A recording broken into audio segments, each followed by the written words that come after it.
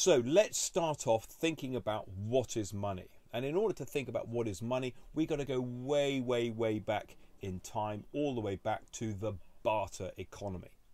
Now, the barter economy is really about you having something that I want at the same time that I have something that you want. So, for example, I'm walking down the street, I've got a chicken under my arm, I bump into you, you have a fish under your arm, I feel like having fish tonight, you feel like having chicken tonight, we can do a straight swap. And that's fine, as long as you've got what I want at the same time that I've got what you want.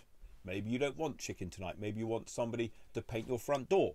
So I've now got to go and find somebody who will paint your front door in exchange for a fish, and then I can exchange them the fish for the chicken, for example. And it becomes really, really complicated. And there have been studies, examples of people trying to create a simple pencil or a simple toaster and trying to do it through the barter, or actually getting to the raw materials, for example. So even something as simple as a pencil with the covering, for example, actually putting the lead in there is very, very complicated and requires materials from all over the world.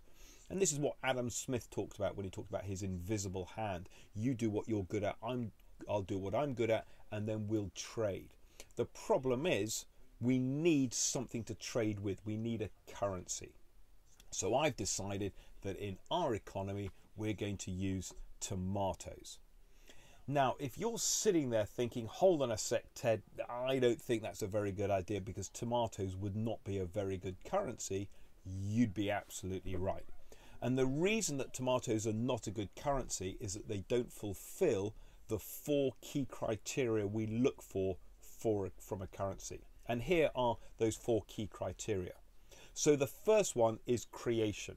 We need something that cannot be created and cannot be destroyed. And the problem with tomatoes is it's very easy to create them. So, for example, if you want a pay rise, rather than working harder and persuading your boss to give you a pay rise, you could just go into the garden and grow more tomatoes. And you can destroy tomatoes by throwing them at your friends, for example. Application, what we talk about application is industrial application. So can I use my tomatoes for anything else? And the answer is, well, yes, I can. Tomatoes are actually quite useful. I like to have them on my salad, and my kids eat the most phenomenal amount of tomato ketchup made with tomatoes. Tomatoes do not actually act as a good store of wealth. They're not a very good store of wealth. If I'm saving up for my summer holiday, for example, if I'm saving up and I'm putting tomatoes in a basket underneath my bed, when it comes to the time to pay for my summer holiday, what I end up with is actually a big soggy mass of tomatoes. So they don't act as a store of wealth. And finally, tomatoes are not really homogeneous. They're not divisible. So, for example, you can have big tomatoes and small tomatoes, ripe tomatoes, unripe tomatoes, cherry tomatoes, green tomatoes. And if I buy something from you that costs half a tomato, then I'm going to cut it in half, and the other half I put in my pocket, and I end up with rather soggy, messy trousers. So, if tomatoes are not a good currency, then the question is, what will make a good currency? And hopefully you're a little bit ahead of me on this one, and you've already thought, hang on a sec, I know, gold. That's the obvious one. Let's just double check against our criteria. Gold cannot be created. It's a naturally occurring element that appears on the periodic table. You can mine it, but you can't create it, despite what you read in The Alchemist. It's industrially useless. Now, I know you'll find it in a little bit of electronics, but the point I'm making there is that industrial demand does not affect the price of gold, unlike the price of silver, which does have a much wider industrial application. Gold is a very good store of wealth. That gold bar that sank on a Spanish ship thousands of years ago is still there at the bottom of the sea. It doesn't rust away, it doesn't erode, okay? So gold is a really good store of wealth. And finally, gold is homogeneous. A gold bar is a gold bar is a gold bar, as long as it's the same purity. And you can have gold bars and gold coins and gold dust, so it's very, very divisible as well. And this homogeneous element lends to what we call fungibility. And fungibility means that if I give you one gold bar and I lend it to you, for example, you don't have to give me exactly that gold bar. You can give me another gold bar in return, as long as it's obviously of the same size and purity. Okay, so fungibility means that it can be it can be swapped for one which is the same, if that makes sense. That's different to a car. If I lend you my car, I expect to get my car back. So gold becomes a really good commodity. The problem is that gold isn't really very practical. So if, for example, I want to buy a cup of coffee from Starbucks, if I go to Starbucks, I really depend on them having a very accurate pair of scales so that as I'm measuring out my gold dust, we get exactly the right quantity. And then just as I'm about to buy my coffee, the chap standing behind me in the queue sneezes, and the gold dust goes absolutely everywhere. So it's not really very practical.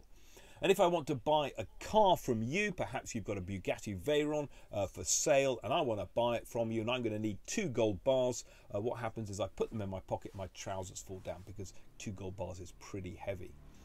So as gold isn't really very practical, and I don't actually have any gold with me, but what I do have is the next best thing, which is an ounce of silver. So here's my ounce of silver. This isn't really very practical, so I need somebody who's going to look after it until I actually need it. So I have a friend of mine who has a very big safe, and what I'm going to do is I'm going to deposit my gold with my friend. So here we go. I take my 2 gold bars, I give them to my friend, and he gives me in return 2 of these pieces of paper that says that he owes me a gold bar. So here we go, there's my 2 pieces of paper. I've got my 2 pieces of paper saying that they owe me a gold bar, and any time I want I can come and see him and say, oi, you owe me those gold bars. So if I'm going to buy, for example, the car from you, and here are the Bugatti car keys, what I need to do is to go and see my friend who has the gold bars. I exchange the IOU for the gold bars, so I now have the gold bars. I come and see you, I give you the gold bars and you give me the keys to your car. What do you do with those 2 gold bars? Well, obviously what you do is you deposit them with our friend who gives you the piece of paper, and this is quite a long-winded process for me to end up with the keys to the car and you to end up with the 2 IOU, the 2 pieces of paper. So wouldn't it be a much easier process, go back to the beginning, wouldn't it be a much easier process if we just swap? I give you the 2 pieces of paper and you can go and see this person if you want, and you give me the keys to the car. And what we see here is the birth of paper currency. So this is effectively a paper currency and it's backed by gold, or in my example silver. Okay, so it's backed by gold. Here we go. Now this is fantastic because this means that we can actually start trading. It's much easier. So we can now rely on this paper currency. We've got these 2 IOUs, we're trading them around our economy. They're backed by gold. Okay, don't forget that. Anytime you want, you can go and see our friend. He's down there and he's got the gold bars, but we don't need to, because I know that you'll accept the pieces of paper in exchange for goods and services to the value of, well, in our example, 1 gold bar. And so actually nobody goes to see him. We see our economy, which is, we're trading, and nobody goes to see this person who has the gold bars, and then we kind of forget which street the gold bars are on, and did they ever exist, and maybe it's a little bit mythical. And so the person who owns the gold bar decides to try an experiment. And what he does is he takes the 2 gold bars off the table and replaces them with 1 gold bar. Now, what effect does that have on the economy? Well, the answer is nothing. And the reason it has no effect on the economy is that we're still using these pieces of paper. We now trust these pieces of paper that we're trading around our economy. We don't even know where this person's gold shop is. And in 1971, Nixon took this to its logical conclusion, performed the ultimate financial experiment when he delinked from the gold standard. And so we end up today with one of these, which is a dollar bill, and on the back it says "In God We Trust," and it is backed by nothing. It's what's known as a fiat currency. Fiat, literally from the Latin, let it be done. Nothing to do with the car company. So today we have fiat currencies in circulation. This is a currency which is backed by the promise of the government who issued it. Nothing more than that. There's no physical asset sitting behind it, and you will accept this in exchange for goods and services to the value of $1, because you believe that you can pass it on to somebody else somewhere else in the world in exchange for goods and services to the value of $1. this has implicitly no value. It's a piece of paper with pretty pictures on it. In fact, it's a piece of cotton with pretty pictures on it, nothing more. Okay, this is a fiat currency.